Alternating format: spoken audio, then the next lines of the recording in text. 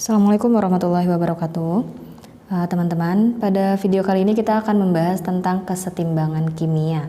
Oke, sebelum kita bahas ke rumus dan contoh-contoh, harus diketahui dulu nih, apa sih yang dimaksud dengan kesetimbangan kimia. Nah, yang dikatakan dengan setimbang itu adalah keadaan pada saat reaksi dan produk itu berada dalam konsentrasi yang cenderung tidak berubah seiring berjalannya waktu. Jadi pada saat waktu tertentu dia konsentrasinya tidak lagi bertambah, konsentrasi produknya tidak lagi bertambah, konsentrasi reaksinya tidak lagi berkurang, tapi dalam keadaan yang tetap gitu pada waktu tertentu. Nah, kemudian seputar kesetimbangan kimia. Oke, yang pertama, kesetimbangan kimia itu termasuk reaksi yang reversible. Artinya, reversible itu artinya dia dapat kembali lagi. Jadi, pada saat tertentu, ketika reaksi dan produknya itu berada dalam kondisi yang cenderung tidak berubah, si produk ini bisa kembali bereaksi membentuk reaksi seperti semula. Nah, pada saat tertentu lagi, reaksi ini bereaksi membentuk produk yang sama, kemudian begitu seterusnya gitu. Nah, karena dia reversible atau dapat kembali lagi, maka lambangnya adalah anak panah yang bolak-balik ke kanan dan ke kiri. Bisa dilambangkan seperti ini atau ini yang arahnya setengah-setengah gitu.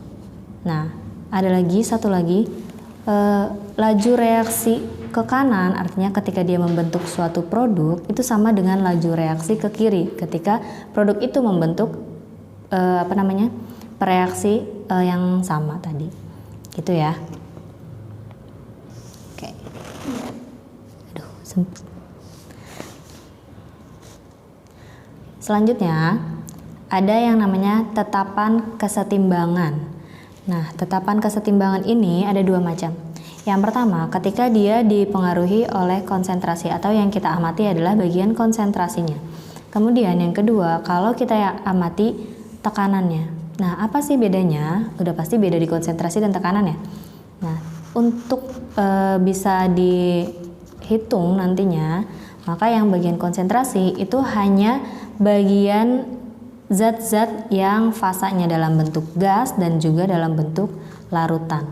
Sedangkan untuk tekanan parsialnya yang bisa diamati dan bisa dihitung itu hanya zat-zat yang dalam fasa gas. Nah, sebenarnya fasa itu ada berapa macam sih? Fasa itu ada 4 macam. Ya, ada gas, kemudian ada larutan, ya, G itu atau disingkatnya gas itu disingkatnya G, kemudian larutan disingkatnya aqueous. Nah, kemudian ada fasa padat disingkat S atau solid, kemudian ada fasa cair disingkat dengan L, liquid. Nah, untuk fasa yang padat dan cair di dalam kesetimbangan kimia ini tidak diikutkan, ya. Jadi padat dan cair tidak diikutkan, gitu. Oke. Nah, ini dia rumusnya. Rumusnya adalah KC atau tetapan kesetimbangan. Ini kita masih membahas yang konsentrasi ya. Yang bagian tekanan kita bahas di video selanjutnya. Oke, yang konsentrasi berarti ya, yang dapat diamati dan dapat dihitung itu rumusnya adalah konsentrasi produk. Produk itu artinya yang sebelah kanan ya kalau di dalam persamaan reaksi. Konsentrasi produk dipangkatkan dengan koefisien, kemudian dibagi dengan konsentrasi pereaksi dipangkatkan dengan koefisien. Coba masuk ke contoh. Di sini ada 3 contoh. Yang pertama ada es belerang dalam fasa padat ditambah oksigen dalam fasa gas menjadi SO2 dalam fasa gas. Nah, gimana sih tetapan kesetimbangannya? Nah, kita lihat dulu nih, ini ada fasanya padat ya, solid, kemudian gas dan gas. Nah, di kesetimbangan kimia, fasa yang bisa kita tuliskan dalam rumusnya itu hanya fasa gas dan larutan, G dan Aki gitu ya. Maka yang S ini kita tiadakan gitu. Jadi untuk yang soal nomor pertama KC-nya adalah konsentrasi produknya yang mana? Produknya kan ini ya, yang sebelah kanan ya. Konsentrasi produk berarti konsentrasi SO2. Pangkatkan koefisiennya berapa? Di sini kan nggak ada koefisien, berarti 1 ya. Kalau 1 nggak perlu kita tulis gitu. Dibagi dengan konsentrasi pereaksi kan ada di sebelah kiri, ini dan ini ya. Tapi yang S karena dia fasanya padat tidak kita ikutkan, berarti tinggal yang O2 nya aja ya, karena dia gas. Nah, pangkat koefisien ini kan nggak ada koefisiennya, 1 juga ya, berarti tidak perlu dituliskan gitu ya. Untuk contoh soal yang nomor 2, ada 2BaO2 fasanya padat, kemudian menjadi 2BaO fasanya padat, dan O2 fasanya gas. Kita eliminasi dulu nih, kita buang dulu yang tidak diperlukan. Ini fasanya padat, berarti ini nggak perlu dipakai. Ini juga fasanya padat, berarti nggak perlu dipakai. Yang dipakai hanya O2 nya aja. Nah, tetap ya sama, konsentrasi produk yang ada di kanan, yang di kanan kan ini O2. Pangkat koefisiennya 1, berarti nggak perlu ditulis. Dibagi konsentrasi pereaktan. Nah, karena pereaktannya di sini cuma pereaksi di sini cuma ada 1 ya, BaO2 aja, dan dia tidak diikutkan karena fasanya padat, berarti sudah tidak perlu kita tulis per apa di sini. Selesai sampai di sini, berarti Kc sama dengan konsentrasi O2. Contoh yang ketiga, ada CaO fasanya solid padat ditambah CO2 fasanya gas menjadi CaCO2 fasanya padat. Maka Kc-nya adalah sama ya. Kita buang dulu nih yang tidak diperlukan. Berarti ini tidak perlu, ini tidak perlu karena fasanya padat. Nah, konsentrasi produk dibagi konsentrasi reaktan. Nah, produknya kan cuma 1 ya, dan dia nggak kepake. Bukan berarti kita hilangkan, tapi kita gantikan dengan 1. Ini juga sebenarnya bukan dihilangkan, tapi per 1. Tapi berapapun yang dibagi 1 itu hasilnya dia lagi kan. Makanya kalau di bawah kita nggak perlu tulis. Tapi kalau dia di atas kita tuliskan. Berarti 1 per konsentrasi pereaksi. Pereaksinya mana? Ini kan ya. CO2. Pangkat koefisiennya 1, berarti 1 nggak perlu ditulis. Ya. Oke teman-teman, selanjutnya kita masuk ke perhitungan tetapan kesetimbangan atau Kc. Nah, kapan sih kita bisa menghitung tetapan kesetimbangannya atau si Kc-nya ini? Nah, Kc ini bisa dihitung berdasarkan konsentrasi zat-zat dalam keadaan setimbang. Jadi, ketika dia sudah setimbang, baru kita bisa lakukan perhitungan. Gitu. Oke, langsung masuk ke contoh. Di sini saya punya 2 contoh. Contoh yang pertama ini ketika di soal sudah diberikan reaksi yang sudah saat setimbang. Kemudian di contoh soal yang kedua ini diberikan reaksi yang belum keadaan setimbang. Kita coba ya. Di contoh yang pertama, pada reaksi kesetimbangan 2SO3 dalam fasa gas menjadi 2SO2 dalam fasa gas ditambah O2 dalam fasa gas.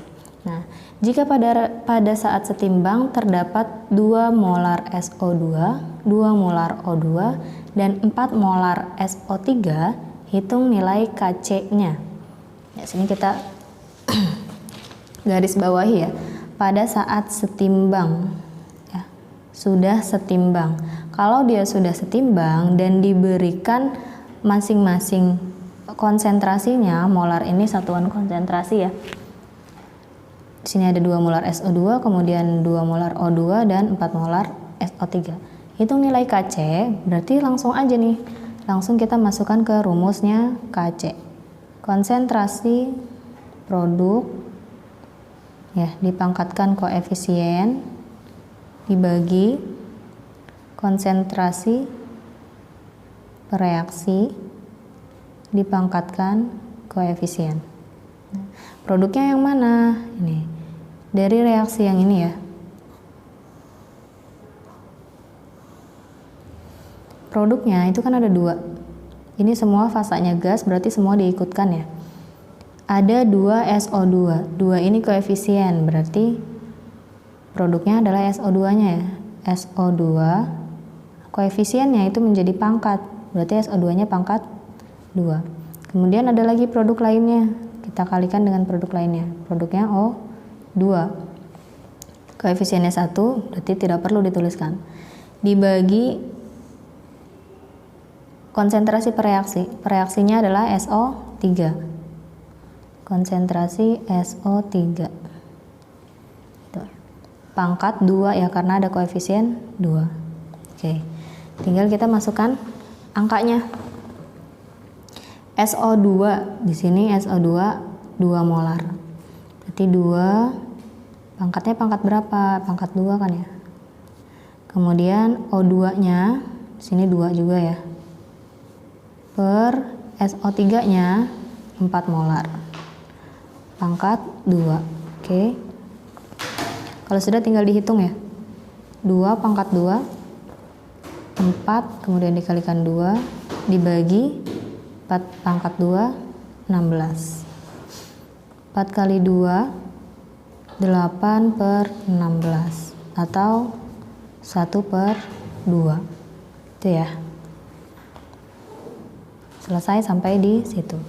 Kemudian untuk contoh soal yang nomor 2. Mencari KC, sama ya, mencari KC ini.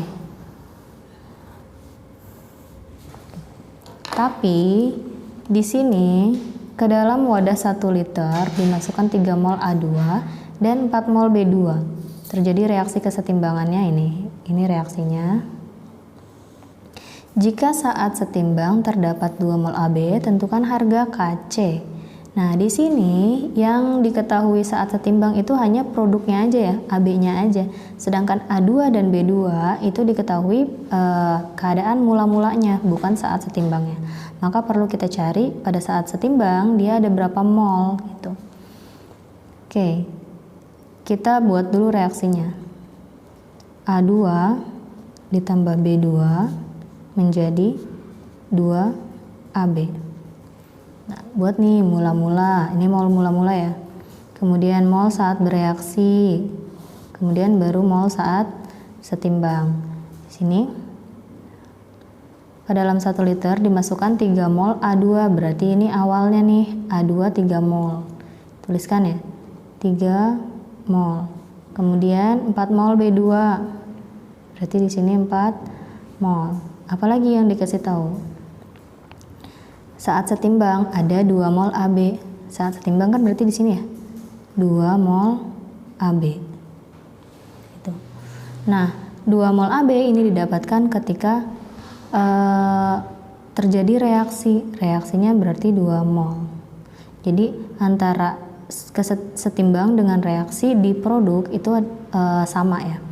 Kemudian karena di produknya yang bereaksi 2 mol, kita bandingkan nih, ini koefisiennya kan beda-beda ya. Nih, yang AB koefisiennya 2, sedangkan B2 koefisiennya 1 kan nih, kalau nggak ditulis berarti 1 kan ya. Goib. Oke. Kita bagi, kalau dia koefisiennya 2 mol. Berarti kalau dia koefisiennya 1 berarti setengahnya kan ya. Berarti di sini 1 mol. Dan di sini juga 1 mol. Gitu. Berarti berapa banyak saat dia setimbang? Tinggal dikurang aja. 3 dikurang 1, 2 mol. Yang ini 4 dikurang 1, 1 mol. Nah, ini masih dalam bentuk mol. Sedangkan untuk mencari KC itu dalam bentuk konsentrasi. Apa hubungannya konsentrasi dengan mol? Ya, konsentrasi dengan mol, ya itu tinggal dibagi dengan volumenya aja nih. Jadi kita cari nih konsentrasinya, langsung aja ya, langsung di KC-nya aja deh. KC-nya berarti konsentrasi produknya kan AB. AB pangkat 2 ya. Dibagi konsentrasinya A2 pangkat 1 dan B2 pangkat 1, nggak perlu ditulis gitu. Nah, sedangkan di sini adanya mol. Hubungan mol dengan konsentrasi ya. Ini catatan aja ya. C itu sama aja dengan mol per liter. Ya. Jadi tinggal dibagi volumenya aja. Berarti AB-nya berapa nih? AB-nya kan 2. Dibagi 1, pangkatkan 2. Ya. A kuadratnya A2-nya 2 juga ya di sini. Kemudian dibagi 1, volume 1 liter. Pangkatkan, enggak dipangkatkan. Enggak ada pangkatnya. Kemudian yang B2 di sini. Ini 4 dikurang 1 3 mol. 3 dibagi 1 liter gitu. Nah, tinggal dihitung. Kalau dibagi 1 kan tetap ya, berarti 2 pangkat 2 4 per 2 dikali 3. Berarti 4 per 6, atau kalau kita sederhanakan menjadi 2 per 3. Oke, selanjutnya kita bagaimana cara membandingkan harga K atau harga KC gitu ya. Nah, di sini ada beberapa kasus. Yang pertama, jika reaksinya dibalik, maka nilai K-nya itu menjadi 1 per K. Ya. Kemudian, jika koefisien reaksinya dikalikan N, dikalikan X, dikalikan berapapun, artinya dikalikan konstanta ya, maka K-nya menjadi K pangkat N, pangkat dari pengalinya tersebut. Sebaliknya, jika reaksinya dibagi N, maka K-nya menjadi akar pangkat N gitu. Satu lagi, jika persamaan reaksi kesetimbangan dijumlahkan, maka harga K-nya dikalikan. Nah, untuk yang 3 poin atas ini berlaku kalau misalnya dia cuma satu persamaan reaksi. Ya. Tapi untuk yang pernyataan keempat, ya, persamaan reaksi kesetimbangan dijumlahkan, maka harga K dikalikan. Ini berlaku untuk 2 persamaan reaksi yang mempunyai 2 harga K. Jadi reaksinya dijumlahkan, K-nya dikalikan antara reaksi satu dengan reaksi yang lainnya, gitu. Kita masuk ke contoh. Di sini contohnya, pada suhu tertentu diketahui Kc-nya 9 untuk reaksi H2 ditambah I2 menjadi 2HI. Gitu. Nah, tentukan harga Kc untuk reaksi 2HI menjadi H2 ditambah I2 dan seterusnya ya. Kita langsung aja coba bahas. Nah, yang pertama, yang bagian A, ini kan kalau dilihat ya, reaksinya ini dibalik. Kalau dibalik berarti nilai K-nya itu menjadi 1 per K. Ya. Yang tadi K-nya 9 berarti harga K-nya menjadi 1 per 9. Gitu. Untuk yang B, reaksinya lihat dibalik, ya dibalik juga ya. Kemudian dibagi 2 juga, yang tadinya 2HI menjadi HI aja. Kemudian dibagi 2. Berarti kalau dibalik dia menjadi 1 per 9 ya. Kemudian dibagi, kalau dibagi menjadi akar pangkat N. Gitu kan. K-nya di sini 1 per 9, N-nya berapa? N-nya kan 2 ya. Berarti 1 per 9, di sini 2 gitu. Kalau 2 nggak perlu ditulis, nggak apa-apa kalau di akar. Nah, akar dari 1 per 9 itu adalah 1 per 3. Ya. Kemudian untuk yang C, untuk reaksi 2H2 ditambah 2I2 menjadi 4HI. Nah, ini kan nggak dibalik ya. Hanya dikali 2. Kalau dikali, maka K-nya menjadi K pangkat N. Berarti menjadi 9 pangkat 2. Ya, karena N-nya 2. Berapa 9 pangkat 2? 81. Oke teman-teman, untuk bisa menerapkan apa yang tadi sudah kita pelajari, silahkan kalian kerjakan latihan soalnya. Nanti langsung dikumpulkan ke saya via WA. Oke? Terima kasih teman-teman. Assalamualaikum warahmatullahi wabarakatuh.